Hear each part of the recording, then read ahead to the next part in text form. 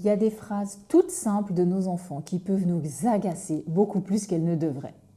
Chez moi, il y en a une qui me fait monter très vite. C'est quand mon fils me dit « C'est pas moi qui l'ai sorti, donc c'est pas à moi de le ranger. » Et là, je pourrais juste me dire « Ah, mais il veut pas aider, il veut pas ranger. » Mais en réalité, ce qui m'intéresse aujourd'hui, c'est pas seulement son refus, c'est pourquoi moi, ça m'énerve autant. Toi aussi, t'es parent et tu te demandes parfois où est le mode d'emploi. Je te souhaite la bienvenue dans cette chronique des parents sans mode d'emploi. Ici, je partage des moments de mon quotidien de maman et les petites histoires toutes simples et les réflexions que j'en fais autour des émotions, du cerveau et de ce que ça vient aussi toucher chez nous en tant que parents. Pas pour donner des leçons, juste pour ouvrir des réflexions. Bonne écoute! L'autre jour, mes deux garçons étaient en train de dessiner. Donc sur la table, il y avait des feutres un peu partout. Mon fils Maël, qui a 10 ans, il a une grande trousse avec beaucoup de couleurs et il a tout vidé sur la table. Donc ils ont dessiné tout l'après-midi et arrive le moment du repas, je leur demande de ranger pour qu'on puisse mettre la table. Donc Maël commence à ranger, il demande à Guillaume, son petit frère, de l'aider, qui a 8 ans. Et là il répond « Mais moi j'ai utilisé seulement 2 couleurs, c'est pas à moi de ranger les autres. » Et là franchement, ça m'a tellement agacée. Parce qu'avec Guillaume, la tension monte souvent parce qu'il a du mal à aider de manière naturelle et spontanée. Par contre, si je lui demande de venir mettre la table ou ranger ses jouets au salon, il va le faire sans rechigner. Mais juste aider dans le sens collaboratif ou de manière spontanée, ça vient rarement de lui. Du coup, ça m'a vraiment énervée. Et puis je me suis dit, non mais c'est quand même pas compliqué de mettre quelques feutres dans une boîte pour rendre service et aider son frère, non? Chez moi, il y a une valeur qui est très forte derrière ça. Dans une famille, on contribue, on s'aide, on compte pas tout, on calcule pas tout. Et on ne fait pas uniquement ce qui nous arrange. Et Guillaume, lui, dans ces moments-là, il est très vite dans c'est pas moi qui l'ai utilisé, ça c'est pas à moi. Hier, j'ai déjà fait. Pourquoi je devrais le faire? Et moi, ça vient vraiment me titiller, m'agacer.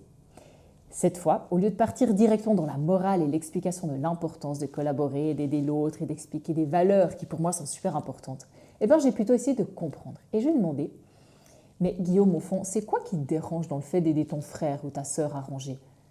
Pourquoi tu ne veux pas le faire? Et sa réponse, elle m'a totalement surprise. Il m'a dit, parce qu'en fait, ça me fait perdre mon temps. Et là, honnêtement, je ne m'attendais pas à ça. Je me suis dit, ok, en fait, ce n'est pas juste je ne veux pas aider. Dans sa tête, aider l'autre, c'est perdre quelque chose, c'est perdre du temps, c'est faire quelque chose qui n'est pas lui ou pour lui. Et c'est peut-être avoir l'impression qu'on lui prend une part de liberté. Et en même temps, moi, de mon côté, ce que j'entends derrière ça, c'est pas juste « je veux pas ranger ». Ce que j'entends, c'est « je veux pas participer, je veux pas faire ma part dans la famille, je veux pas contribuer à la famille ». Et là, forcément, ça vient toucher quelque chose de beaucoup plus profond.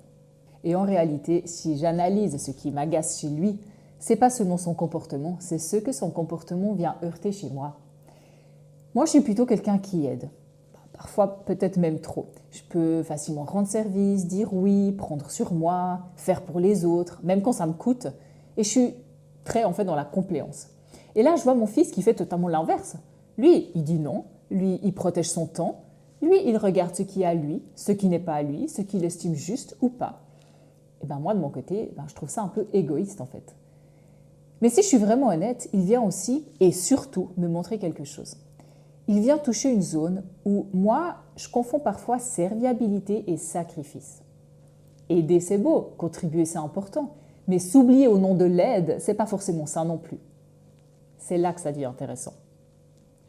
Parce que Guillaume n'a pas seulement besoin d'apprendre la coopération, moi, j'ai aussi besoin d'apprendre une coopération plus équilibrée. Une coopération où on aide sans s'effacer, où on contribue sans se sacrifier, où on rend service sans se perdre. Et c'est exactement ça que je trouve tellement puissant dans la parentalité ou dans toutes les relations. Parce que nos enfants ne nous montrent pas seulement ce qu'ils doivent apprendre ou ce qu'on doit encore leur apprendre, mais ils nous montrent aussi ce que nous, on a encore à apprendre de nous-mêmes. Et ça, c'est pas toujours agréable. Parce que le miroir, il est parfois très direct, voire très brutal. Je te donne d'autres exemples. Quand tu t'énerves, quand ton enfant est lent, ça peut venir toucher ton rapport au temps. Quand les pleurs de ton enfant t'agacent, il peut venir toucher ton rapport aux émotions. Quand ton enfant dit non et que ça t'énerve, il peut venir toucher ton rapport aux limites. Et dans cette situation, quand mon fils refuse d'aider, il vient toucher mon rapport au service, à la contribution, au devoir, et peut-être aussi à mon propre manque de limites. À partir du moment où je vois ça, quelque chose redescend. Je ne suis plus seulement en train de penser « il doit changer ». Je peux aussi me demander « qu'est-ce que cette situation vient m'apprendre sur moi? Et en me basant là-dessus, comment je peux aborder ça différemment? Dans notre famille, j'aimerais continuer à transmettre cette idée de contribuer, qu'on s'aide, qu'on ne vit pas chacun pour soi. Mais en fait, je peux le faire différemment et avec moins de charge émotionnelle, avec plus de compréhension, avec moins de reproches et surtout avec plus de clarté et d'équilibre. Parce que quand je comprends ce que ça vient toucher chez moi, je suis plus seulement dans la réaction, je peux revenir dans la relation et essayer de me comprendre et comprendre le point de vue de l'autre. Et je pense que c'est là que beaucoup de choses changent, parce qu'on a la possibilité de trouver un équilibre plus sain pour les deux parties. Alors, bien sûr, le but, c'est pas de devenir le parent parfait, le but, c'est plus de ne plus jamais être agacé. Non, le but, c'est de repérer ces moments où notre réaction est plus grande que la situation. Souvent, quand notre réaction est disproportionnée, c'est qu'il y a quelque chose derrière. Ça peut être une valeur, une peur, une histoire ou une expérience vécue, un besoin ou une partie de nous qui demande à être regardée. Et des fois, on a tellement l'impression que c'est juste et normal ce qu'on vit, ce qu'on ressent, qu'on reste dans notre prisme et on a du mal à faire un pas de côté pour le voir d'un autre regard. Donc, en fait, cette situation, ce n'est pas seulement une histoire d'enfant qui ne veut pas aider à la maison, c'est une histoire de miroir. Mon fils me montre quelque chose que j'ai besoin de travailler. Trouver l'équilibre entre contribuer et m'oublier, entre aider et me sacrifier, entre transmettre la coopération et apprendre autant à moi qu'à mes enfants à poser mes limites.